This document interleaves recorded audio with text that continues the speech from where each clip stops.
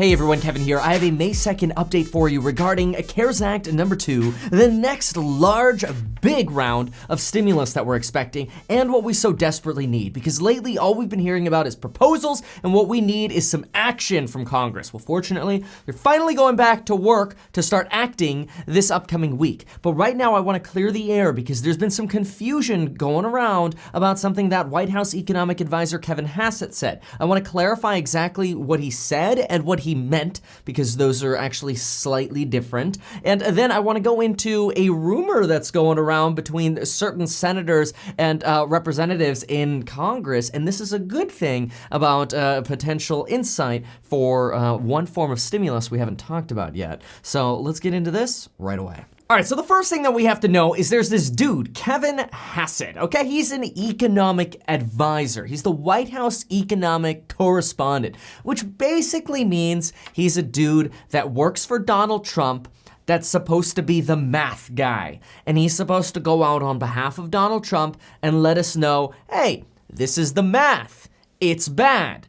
But don't worry, we got it under control. So he's got this sort of dual role as an economist, but also a political figurehead to kind of make sure, the narrative goes correctly for whoever's in the White House. In this case, that's Trump. And I say that because I don't want to come across as being left, right, or center. It doesn't matter to me, okay? Just trying to give you the facts. On Wednesday morning at 10:28 a.m., when the Dow, the stock market, was actually up because it was down Thursday and Friday, Kevin Hassett was in an interview with a CNN business correspondent. And in that interview, he was talking about how great the previous stimulus bills have already been. And I think this is political jargon because I think a lot of us haven't really felt how great the previous phases of stimulus have been. But let's go into what he's saying about phase 4.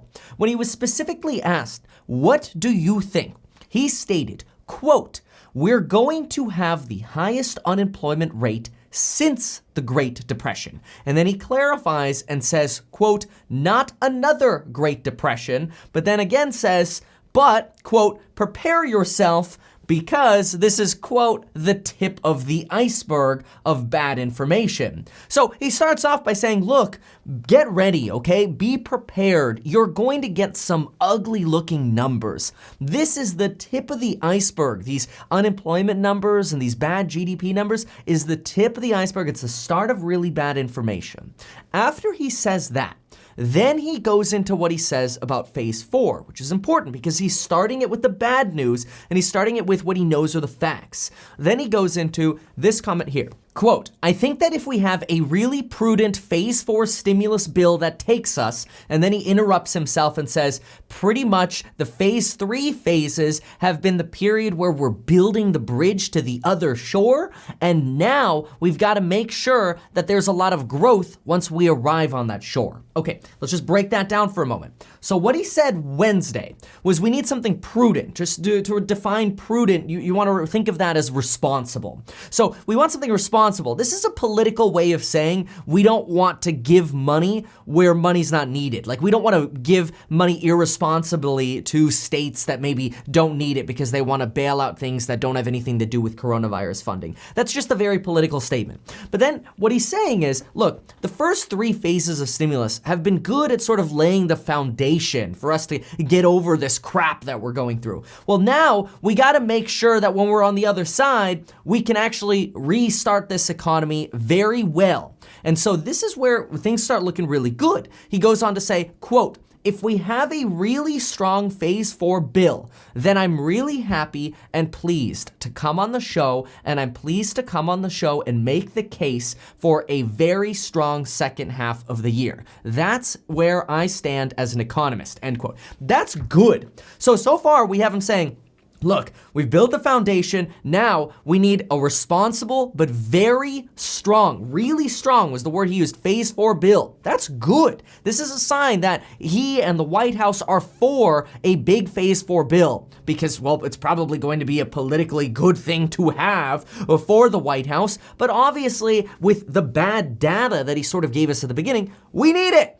Then he says that he kind of steps back. Remember, he's the White House guy. He's like the politician talking on behalf of Trump. He says, look, I understand Pelosi and Mitch are working on it. In other words, look what he did. He gave you bad news, says, yeah, like phase 1, 2, 3 helped us build a bridge, but now we need something even better to keep the economy going once we're there. But look, it's really out of my hands. It's on to Pelosi and Mitch. 2 days later, he goes on Fox News, and this is where the confusion comes in. This is where the problem comes in. Remember what we talked about him saying in the CNN interview. We got crap. We're building the bridge to get out of the crap. We need more help to fix it, but that new help part, it ain't my problem. It's on Pelosi and Mitch McConnell, which are the leaders of Congress, right? Well, then Friday morning, he says, quote, I think right now, because there's been good news, really, that the opening appears to be happening faster than we expected while doing so safely, then there is a chance we won't really need a phase 4. I think what the president has told us is to update him on the status of everything every day and be kind of in a wait and see mode. And at the same time, we're developing plans for whatever does occur. So, keep this in mind. This is very, very, very important. Donald Trump today left the White House for the first time in a while. The day before, Kevin Hassett says, look, the country's opening up. Everything's good. Maybe we don't even need a phase 4. This has had a lot of people very upset because rightfully so, we're like, yo, where is our additional stimulus? And a lot of us are like, dude, I still don't even have my first stimulus. And it sucks because obviously we need help. What Kevin Hassett said on CNN is true. We are at the tip of the iceberg of bad news, and we're gonna need a lot of support once we get to the other side of the bridge. But remember, he distanced himself. But it's on Pelosi, and it's on Mitch McConnell to deal with it. Then, the day before, Donald Trump leaves the White House, Kevin Hassett's going, the opening's going great. This is politics. I don't actually believe that Kevin Hassett saying, we might not need a phase 4 is a way of saying we're not having a phase 4. That's not what I think he's saying at all. I think he personally believes, yeah, we need a phase 4, but hey, the economy, look, things are opening up already. This is good. You know what? Today is a day to be optimistic about the economy. Folks, get out there and go get a beer again. He didn't obviously say that. Obviously, we want to be prudent and safe. And there's a whole debate about, are we opening up too soon? Is there going to be a second wave crisis and so on and so forth? But with all of this sort of background information, there's zero doubt in my mind that we're going to see a very strong phase 4 stimulus plan. Anything otherwise is just politics, poised to say, look how great everything's going. That phase 4 stimulus plan is going to be the subject of what we all focus on over the next few weeks here. My guess, it's probably going to take somewhere between 2 to 3 weeks to actually hammer out this phase 4. But look around at all of the information that we've already been looking at. And by the way, I'm about to tell you something about another potential new stimulus thing happening in the House. I'll tell you about that in a moment. But look at what we already have. The central banks, we need more stimulus, otherwise we've got problems. States, we need stimulus. Us, the people, we need stimulus. Democrats, we need stimulus. Trump knows we need stimulus. He's just suggesting right now that, hey, looks like things are off to a good start so far. Okay, obviously, some people might want to debate that. Some people will agree with that. That doesn't matter, though. What matters is that everywhere we look, everyone we analyze, everyone is saying we need more stimulus. This quote by Kevin Hassett was a mistake. He shouldn't have said it because he's using it as a political rallying cry, not as an indicator of what's likely to be, happening. And look, I'm not trying to be that dude that's like, hey, we're definitely gonna have more stimulus, and try to hype fest or whatever. The reality is, the more clear guidance we have, the better we know what to expect. And that's what I'm trying to share with you here. Now, let me give you an update on the House. I do just want to quickly remind you to make sure you go to the links down below, join me in my programs so I can teach you about psychology and analyzing situations just like this. And that way you could use that kind of knowledge to make money, whether you're buying stocks, whether you're buying real estate, or getting into real estate for the first time, or you have no money and you're like, dude, how do